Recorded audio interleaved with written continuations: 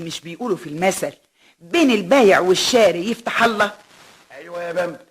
امال ليه بقى يا اخويا غاويين يتعبوني وينهدوا فيا؟ ينهدوا فيكي ازاي؟ حصل ايه يا بامبا؟ احكي لك يا اخويا. ايوه احكي لي. انت بقى طبعا مش خافي عليك، احنا ساكنين فين؟ في اخر دور. وانا اسم الله عليك خلاص ما بقاش فيا صحه للطلوع والنزول. امبارح بقى يا حبيبي انا واقفه في التراسينه لقيت الراجل بتاع القوطه فايت، رحت نادها له. ايوه يا ست. اطلع يا اخويا يسترها معاك. القوطه بالتسعيره يا ست. عارفه يا اخويا عارفه، اطلع.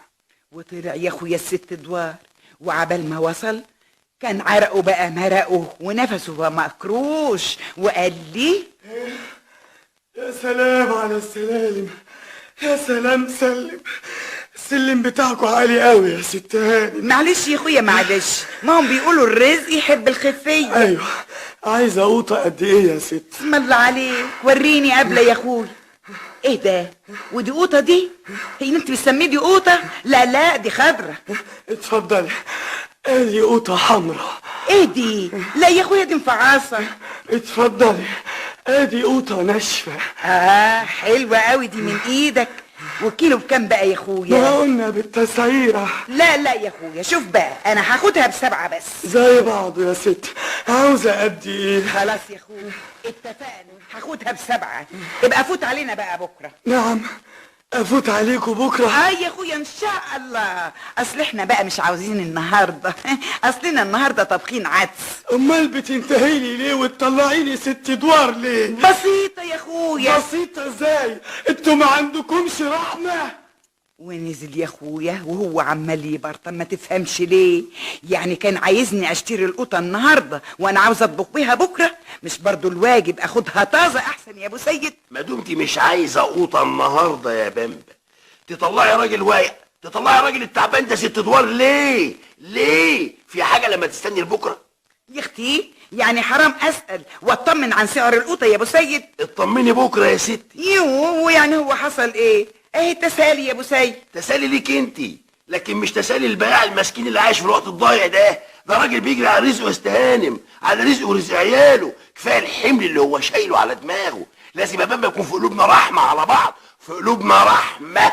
يا اختي هو الراجل ده ابو سيد ده حاطط نقره من نقر ليه بس يا اخواتي؟ امال هسلي روحي طول النهار بايه ما دام لا عندي لا طبيخ ولا غسيل؟ يا اخواتي ما كنتش استلى على البياعين اللي رايحه وجايه، استلى مع مين بس يا اخواتي؟ شفتوا بقى الراجل اللي ما يعجبوش اي حاجه اعملها ابدا؟ مش بقول لكم ماليش بخت معاه؟ يا عيني عليا.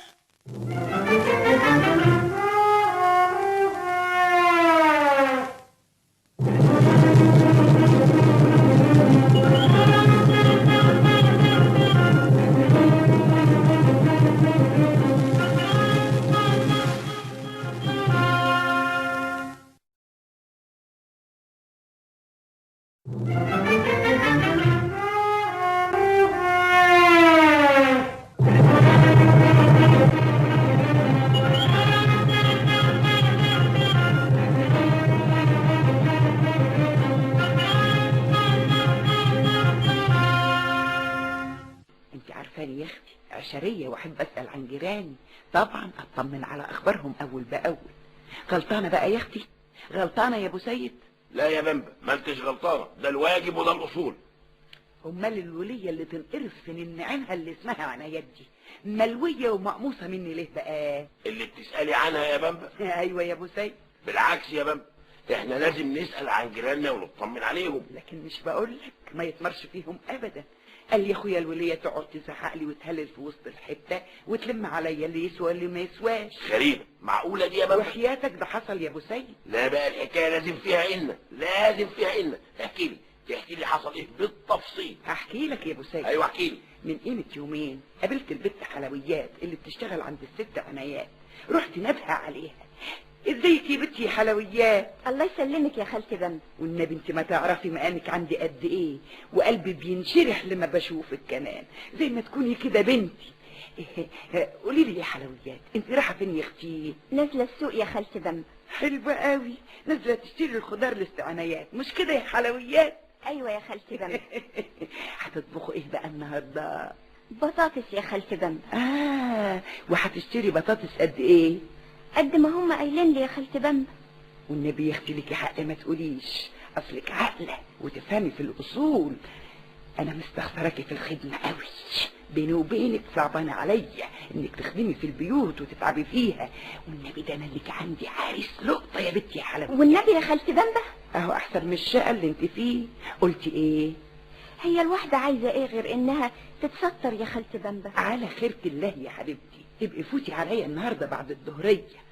قلتيلي هتشتري قد ايه بطاطس؟ ابقي فوتي عليا النهارده بعد الظهريه بعد ما تشتري البطاطس. انت قلتيلي هتشتري قد ايه؟ 2 كيلو يا خالتي بامبا. وطبعا هتشتروا لحمه ولا هتطبخوها قرداحي؟ لا يا خالتي بامبا، ده انا هجيب نص كيلو. يا ندمتي، نص كيلو لحمه؟ نص كيلو على 6 انفار يا بنتي، ده ما ياكلش 6 قطط.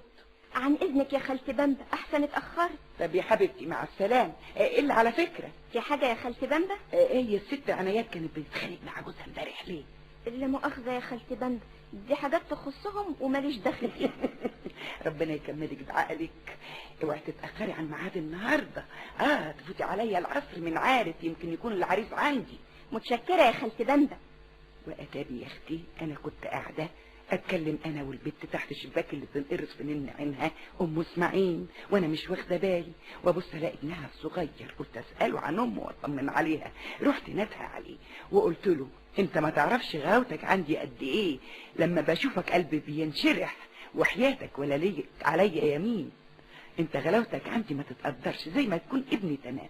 الا قول لي يا حبيبي، وانا لسه اختي هسمع كلام الولد ولا ايدك الوليه ام اسماعيل طلع من الشباك وبتصرخ على ابنها وبتقول له انت يا واد يا اسماعيل اطلع يا واد، مالكش دعوه بالست دي، لقطع رقبتك. الله الله الله الله، ايه اللي بتعمليه ده يا ام اسماعيل؟ حلبتي يا اختي هتشوفوا له عروسه هو كمان. اطلع يا واد، مالكش دعوه بيها ولا لكش كلام بيها، دي ست ملهاش شغلانه غير تتجسس على جيرانها. شفت يا ابو سيد؟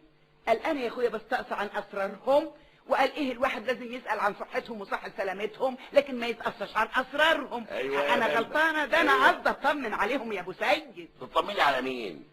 الحقيقه بامبا شيء مش ظريف ابدا اللي بيحصل ده. يعني ايه بقى يا ابو سيد؟ يعني الواحد يسال عن صحه جيرانه، ما قلناش حاجه، يطمن عليهم ما قلناش حاجه، لكن ما يسالش طابخين ايه النهارده، عاملين ايه النهارده، اتخانقوا مع بعض ولا ما اتخانقوش. البيوت اسرار يا بامبا، ثم انت تحاولي تعرفي اسرار البيوت. امال السؤال عن جيراننا واجب، ما قلناش حاجه، لكن محاوله معرفه اسرار الناس عيب يا بامبا. شوفي يا اختي الراجل اللي بيعوم على عوم الوليه ام اسماعيل ويغلطني زي ما هي عايزه تغلطني، وفضحتني في وسط الحته كلها، وخلت يا اختي الجيران كلهم ما يجوش يكلموني. بقى ده جزاتي اللي بحب اسال على جيراني، لكن مش بقول لكم ماليش بخت مع حد ابدا. يا عيني عليا.